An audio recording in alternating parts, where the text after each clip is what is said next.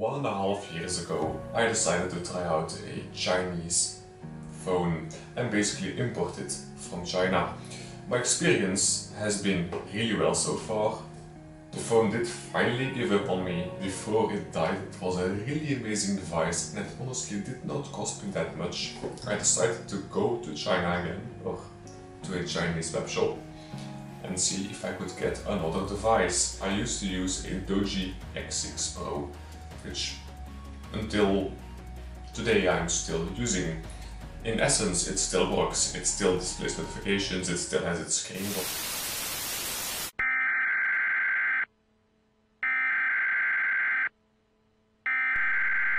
We interrupt our program to bring you this important message. I don't remember saying it still works.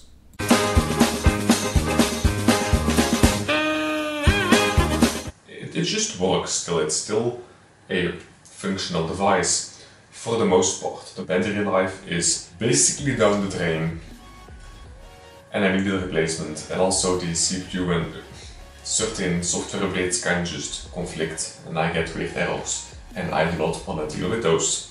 So, after saying, well, it's about time we did that thing. It's fine by the way, it landed on a soft surface. It's time for a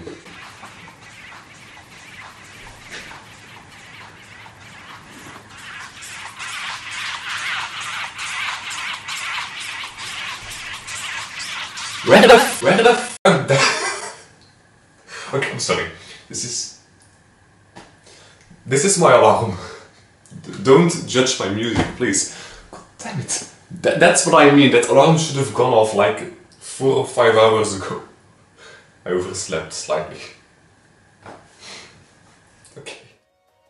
So after saying goodbye to the LEAGOO, I decided to go for a completely different brand and a completely different approach of buying my phone. With the LEAGOO, I specifically looked for the cheapest device that would get my needs done. So, looking by the packaging, and I will go into this into more detail soon, you can see the difference. This packaging is just general cheap. It doesn't matter, the packaging is just packaging, but it's cheaper. It doesn't appeal to me that much, and this time I went for something a little bit more expensive. If you want to be precise, this LEAGOO S8, which we're taking a look at today, costs about 108 euros or 125 American dollars, which still, for a device that supposedly has all the features you would need from a smartphone these days. It has a 5.72 IPS display. The IPS part, I'm not sure about that, it probably is IPS. A octa-core CPU 1.5 GHz, which is an upgrade from my quad-core. And decent cameras from what I've read. Megapixel counts do not matter that much. 32 GB of storage, 3 GB of RAM and a, let's just say 3000 mAh battery. And also, according to LEAGOO itself, this device supports quick charge. So I even got a quick charge charger, since I do not have one of those in my possession. Without further blabbing on about why I chose this device and, well, pricing, let's just take the box open. As a quick disclaimer, I did already take a look at the device, booted it up, entered my PIN and kinda made sure no personal data would show up.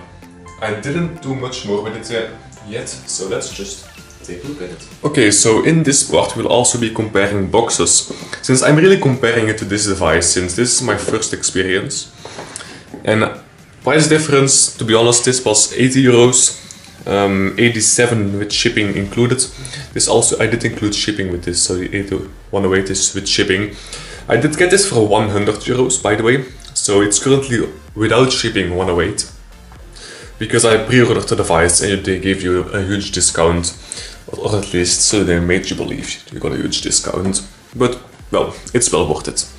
So, when opening this box, you get greeted by cheap packing material. I will rebox this and just put it in a drawer just to keep it safe. Not that it really matters, but still. So when opening this box, you get greeted by a nice looking device. So the packaging in this is actually, as I've said before, really well done. Like, you wouldn't expect this on such a cheap device. Let's pop this up. So this device, again, for the price. Really nice packaging. They didn't apply the screen protector this badly. This is just me reapplying them this badly. I will hide my IMEI number. But, well, like I've said, it feels great in hand when you pick it up out of the box. You do notice a certain heft to the device. It feels heavy, premium. But we'll get into that in a second. So device at the side. Then you remove this cover and you get greeted by a couple more accessories. One of those being a charger, which I will never use. I don't know about you all, but I just do not trust packed-in chargers, even with European Western devices. I just prefer to have my own third-party charger for safety. A pair of earbuds, which I will certainly never use. I'm very picky when it comes to earbuds. I can honestly only take one type of earbuds, which those are made by Philips and they sound amazing and they feel amazing in your ears. It's the SHS 3300. They work in this phone, which is obviously great. So before we get into the phone's features and I/O, we will have a look at the last package, which does contain a couple interesting things. First of all, cracking this open, you get a look at a case. They actually include a silicone case, which I haven't felt this one yet. This is decent. It's better than what I bought for my Doji, which after 1 year of no abuse, it literally snapped everywhere. That thing didn't fall into the ground, ever. Yet this cheap plastic just gave up after 1 year. But I suppose silicone is better, and this is what we got this time. It's not so slippery.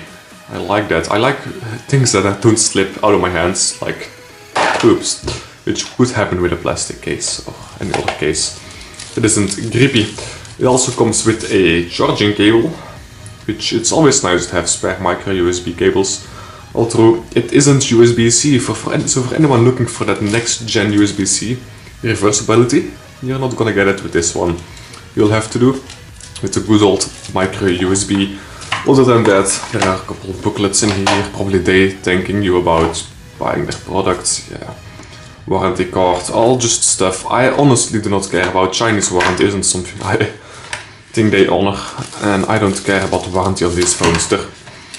You use them until they break. When they break, you dispose them. So the phone itself, getting this to the side, has a 5.72 inches of screen, which looks pretty nice. So when we peel this off, you will get a nice look at its front display. It is curved, so the name S8, they give it to phones that curve around the edges. And I can assure you, when you turn it on, let's remove the back cover, it does indeed curve, which kind of surprised me. I didn't think it would actually curve the display, but it seems like they did manage to get it going. Then, on the bottom, we have a micro USB port for charging and data transfers. This one I don't think supports OTG, it doesn't support my adapter at least, so your mileage may vary. 2 speakers, so it is stereo. Quick disclaimer, they are shite. A 3.5mm headphone jack. The DAC in this probably isn't able to drive your high-end headphones, but I'm pretty sure lower-end models will do fine, and my headphones or earbuds are driven fine. Also the Logitech G903 or the Logitech Wireless Artemis Spectrum over 3.5mm, this can drive that as well. At the back we have dual camera. I think this is a real dual camera system. There are fake ones, but this one from what I have seen is real. I will test it out myself really quickly. And you have a fingerprint scanner and a dual tone flash. At the front, remaining there, is a dual camera system at the front as well, which I highly doubt those are 2 real cameras. Haven't seen that ever. A earpiece and a flash and a proximity sensor and other sensing sensors right below this little purple cover. So turning on the device is done with the power button on the right side below the volume rockers, which it's not where I'm used to. I'm actually used to either the button being on the right top of the right score, or top left. So either here, or actually the right over here, where the volume rockers are now, but it's something you can get used to. Luckily it's, for my hands, in a pretty comfortable position. Keep in mind I am pretty big, so small hands I don't think go well with this device. Also, the volume rockers feel really nice. They actually don't have a clicky or a terrible click to them, so they actually feel solid and premium. So as you can see, boot times were pretty great. I got my fingerprint set up, so when we touch the fingerprint scanner, in 3, 2, 1, touch. There we go. It is not the world's quickest sensor, as you can see. It doesn't always recognize my finger, but this is the first time I've actually used a smartphone with a fingerprint scanner, so I could be using it wrong. And I think that is probably the thing I'm doing. So I do notice after a while it gets easier to use it after you got used to it, especially if this is your first fingerprint scanner. I will try to show you how I unlock. There we go. Sometimes it takes 2 tries, after 4 it locks the device, so let's take a look. It is a quick scanner. If you touch it at an angle, it always works. If you touch it at too much of an angle, it doesn't work. It's really quite a finicky scanner, but it does get the job done, and once you get used to it, it works well enough. So now for some audio. I have Spotify installed, and I will play some non-copyright sounds on the device itself, and then I will play some music on the iMac. So as you can hear, not too shabby, to be honest. It lacks clarity, it lacks bass, but for a video it would work fine. Audio, meh. Might as well listen through a tin can if it comes down to that. We will now play the same song on an iMac, which are known to have decent speakers, and I have experienced that myself multiple times in the past. You can clearly hear the clarity and the bass are coming through way better.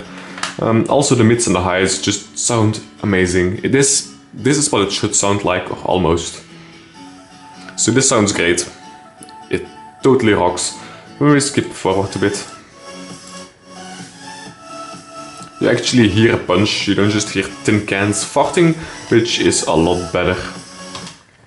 So as far as the built-in speakers go, they're built-in, you can use them, but that's like all I'm willing to say about them. They're not great, they're not amazing, they are built-in and you can use them. The device itself is reasonably snappy, so when we open applications, for example, I go to Google Chrome, open YouTube, the mobile app, or the mobile web page, then I move along to, let's just say, the Twitter app.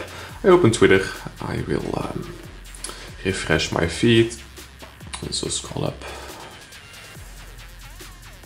and I will refresh it. Oh wait, I still have to check something on YouTube. You can see it's lagging up a bit. I'm just quickly multitasking between apps, by the way, and we can type in my channel, which is Svectech, and we can open our GBA tutorial and watch it, for example, as such. So we can script through. We are now in full HD or 720p.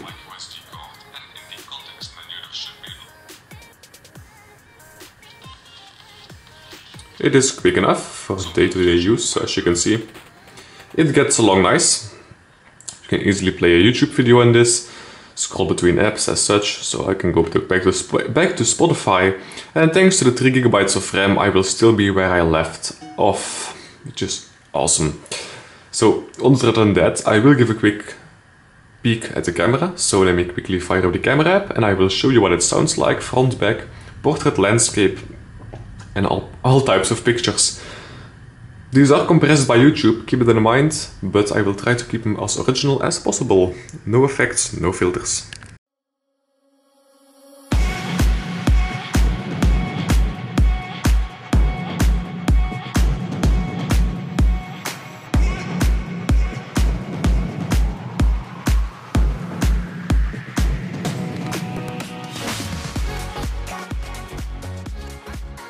We are now testing the landscape mode of the back camera of the LEAGOO S8. As you can see, of course, landscape is the preferred way to record video and take photos. So it focuses quick enough. I'm now manually focusing on different items on my desk. And it works fine. We will now go for a close-up on the semi-jack tool. And take a close-up of the mouse again. So this is a mighty fine camera. This is the back-facing camera on the LEAGOO S8. This is in portrait mode. And the default camera app, no filters, no effects applied. So, as you can see, reasonably quick, we can focus on the mouse. And after a bit it will focus.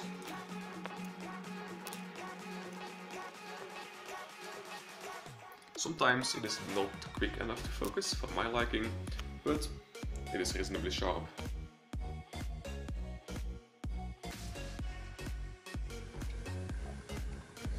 So, that is about it for my first impressions and unboxing of the LEAGOO S8. As always, after I've used this device for a couple weeks, I will make sure to update you all on how I feel about it after a couple weeks. So for now, I'm actually really satisfied with it. The camera itself is really snappy. Snappy enough for my liking. It has decent image quality, as you might have seen. The speakers are a bit on the tin can side of the speaker spectrum, but they are certainly usable. The phone itself is hella snappy, all apps open, close without problem. I'm not much of an Android gamer, but what I can tell you is that games like Vesuhda work just fine. I actually really enjoy playing the more casual games on my phone, so I'm totally able to play those on here. I don't even think you need an octa-core processor to play Vesuhda. Classic, of course, the good old classic. So we'll quickly launch up a game. I will just quickly play through a quick round of Vesuhda. So as you can see, it works fine. You can play your mobile games on here and it will not even stutter. Which is exactly the way a phone should handle light gaming. Of course, 3D games should work fine, but I honestly have no clue what type of 3D games are in at the moment, so I have no idea what I should test. If anyone has some, please let me know. And as you might notice, for gaming the audio is well decent enough. If you're playing a game, the speaker is good. As my final thoughts, I would say, would I recommend it? So far, from what I have seen, I would say yes, I would totally recommend this phone to anyone I know. The case that comes with it seems high quality, the build is really high quality, and I would recommend putting a case on it since at least I wouldn't be able to live with myself if I scratched the back up, which will be easy to do. So I would also recommend, if you're not using a case, to keep a cleaning cloth around since you're gonna be cleaning it a lot. Other than that, I think I do not see a problem with this phone. It is not made cheaply, you can feel the build quality is decent.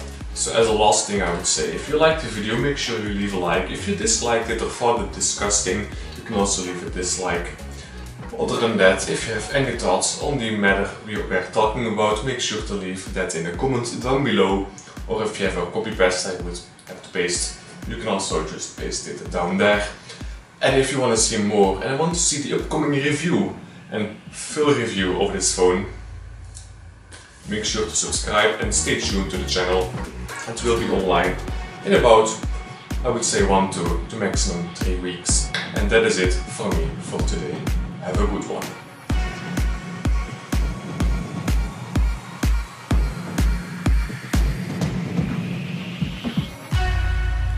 That's all. Till next time.